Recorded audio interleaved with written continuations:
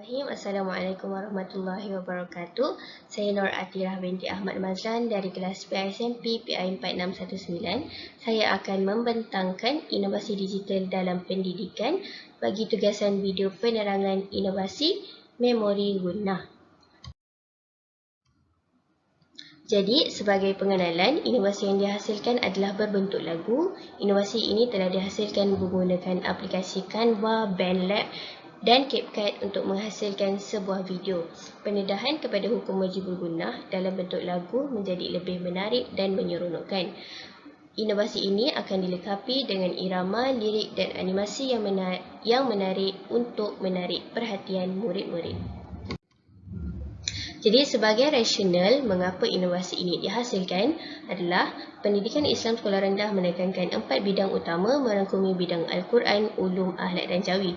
Dalam mata pelajaran pendidikan Islam, membaca kalimah dan potongan ayat yang mengandungi bacaan wajib berguna merupakan subtopik dalam bidang tajwid seperti mana yang digariskan oleh Kementerian Pelajaran Malaysia dalam dokumen standard kurikulum dan pentadsiran. Murid-murid perlu memahami dan menguasai kemahiran membaca hukum wajib berguna dengan betul dan bertajwid serta boleh mengamalkannya dalam kehidupan seharian. Rasional berdasarkan kajian literatur. Yang pertama, menurut Abu Halim 2013, kajian mendapati hukum tajwid tidak diberi penekanan secara khusus dalam pengajaran dan pembelajaran tilawah Al-Quran di peringkat sekolah rendah.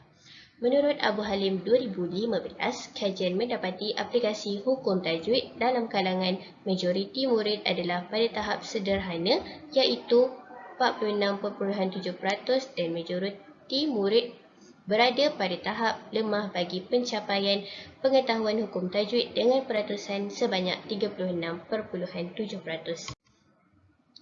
Yang seterusnya, menurut Nur Hisham dan Jasmi Amin 2019, berdasarkan pemerhatian melalui ujian bacaan Al-Quran, pelajar cemerlang dapat membaca Al-Quran dengan baik tetapi tidak dapat mengingati hukum tajwid walaupun topik yang sama kerap kali diulang. Pelajar yang sederhana pula agak mempunyai banyak kesalahan tajwid dalam bacaan, manakala pelajar yang lemah pula masih tidak dapat menyembunyikan kalimah secara bersambung akibat pertembungan huruf. Itu adalah antara rasional berdasarkan beberapa kajian literatur yang saya ambil. Seterusnya adalah pernyataan masalah. Ada dua masalah yang dilihat perlu diatasi melalui penghasilan inovasi ini.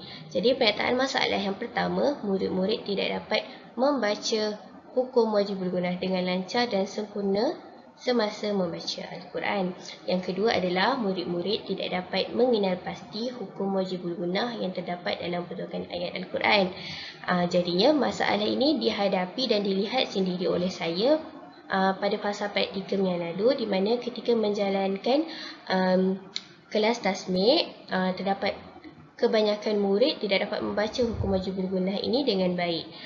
Dan semasa melaksanakan latihan tentang hukum wajib berguna ataupun tajuk wajib berguna ini, kebanyakan murid masih melakukan kesalahan. Jadi dilihat dua masalah ini adalah masalah utama berkaitan dengan tajuk ini. Jadi objektif penghasilan inovasi ini, yang pertama, murid-murid dapat membaca hukum wajib berguna dengan lancar dan sempurna, dan yang kedua, murid-murid dapat menyatakan hukum wajib berguna yang terdapat dalam potongan ayat Al-Quran. Skop dan limitasi bagi penggunaan inovasi ini adalah pendidikan Islam tahun 2 bidang tilawah Al-Quran, iaitu menjurus kepada bidang tajwid, dan tajuknya adalah Nun dan Mim Syaddah. Jadi kepentingan dan impak penggunaan inovasi ini, yang pertamanya, penggunaan teknik nyanyian dapat menjadi satu medium mengukuhkan ikatan murid kerana penggunaan irama dan rentak sebagai iringan membantu meningkatkan ingatan murid. Jadi penghasilan inovasi yang berbentuk lagu dan video ini dapat membantu muridlah untuk mengukuhkan ingatan dalam mengingati perkara-perkara penting yang mereka pelajari. Jadi, kepentingan dan impak yang kedua, nyanyian ni adalah salah satu komponen didik hibur dan merupakan satu langkah efektif untuk mewujudkan suasana pembelajaran yang meronokkan. Jadinya, penghasilan inovasi berbentuk lagu ini dapat membantu guru mewujudkan satu suasana pembelajaran yang menyeronokkan lah. Jadinya dapat menarik perhatian murid. Jadinya pembelajaran itu akan jadi lebih berkesan. Dan yang ketiga, muzik dan nyanyian dapat memberi kesan positif untuk menarik perhatian murid-murid ketika di dalam bilik darjah. Jadinya penghasilan inovasi ini apabila digunakan dalam bilik darjah, ia dapat menarik perhatian murid. Jadinya murid kurang berasa bosan apabila berada dalam sesi PDP. Jadi, kita teruskan dengan anggaran kos untuk menghasilkan produk inovasi ini. Kos yang diperlukan adalah RM0 kerana inovasi dihasilkan secara digital menggunakan aplikasi-aplikasi percuma, contohnya Canva, CapCut dan BandLab. Jadi, tidak perlu pengeluaran kos untuk menghasilkan produk inovasi ini. Jadi, seterusnya kita teruskan dengan model inovasi yang saya gunakan dalam penghasilan inovasi ini adalah model proses kreatif terarah.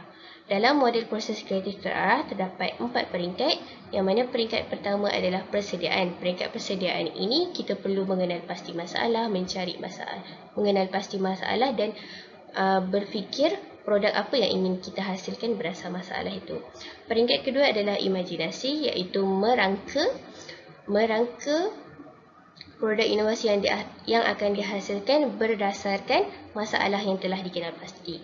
Seterusnya adalah melalui peringkat ketiga, iaitu perkembangan, di mana kita buat uji kaji terhadap rangka produk inovasi yang kita telah rangka untuk selesaikan masalah. Dan pada peringkat keempat adalah tindakan, iaitu penghasilan produk inovasi untuk menyelesaikan masalah. Okey, mari kita lihat cara penggunaan inovasi yang telah saya hasilkan. Untuk pengetahuan, inovasi yang saya hasilkan diberi nama Memori Gunnah dan merupakan sebuah lagu yang digabungkan dengan video. Jadinya, penggunaan inovasi ini adalah ketika berada dalam kelas, guru boleh memaparkanlah lagu video Memori Gunnah ni kepada murid-murid dan boleh minta murid untuk sama-sama ikut nyanyikan lagu ni. Okey, mari kita sama-sama dengarkan lagu ini.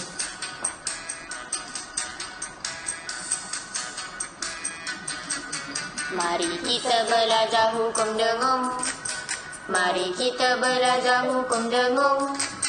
Mari kita belajar hukum wajibul gunnah. Mari kita belajar hukum dengung. Huruf wajibul gunnah ada 2. Huruf wajibul gunnah ada 2. 1 huruf mim syaddah, 2 huruf mim syaddah. Huruf wajibul gunnah ada 2. Okey, itu adalah sebahagian daripada video inovasi yang telah saya hasilkan. Jadi, begitulah penggunaan inovasi yang saya hasilkan semasa dalam sesi PDP nanti. Okey, seterusnya kita akan teruskan pembentangan dengan maklum balas yang saya dapat berdasarkan produk inovasi yang telah saya hasilkan. Yang pertama sekali, lalu itu membual bersama Fatihin.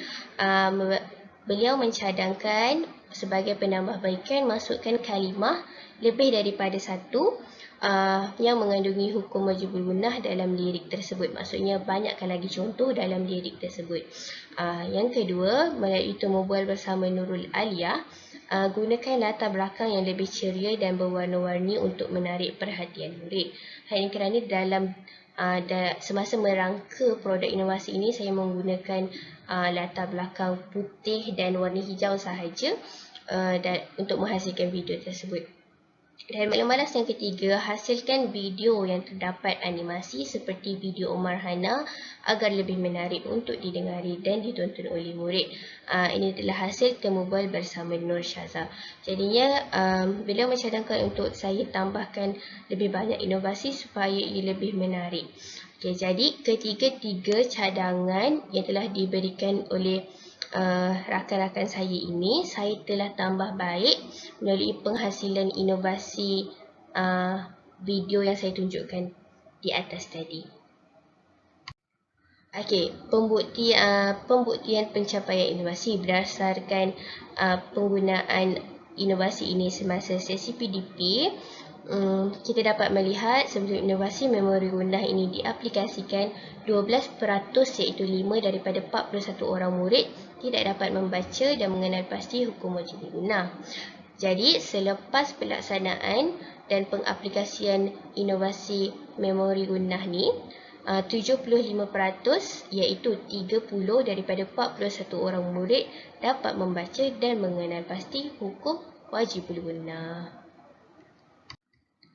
Jadi, kesimpulan dari keseluruhan pembentangan saya, inovasi memori guna ini dapat memberi kesan positif dalam pengajaran tentang hukum wajib berguna kepada murid-murid. Memori guna ini membantu murid menguasai cara bacaan wajib berguna dengan sempurna dan dapat mengenal pasti hukum tersebut dengan lebih mudah. Jadi, sekian saja. Itu saja daripada saya. Terima kasih.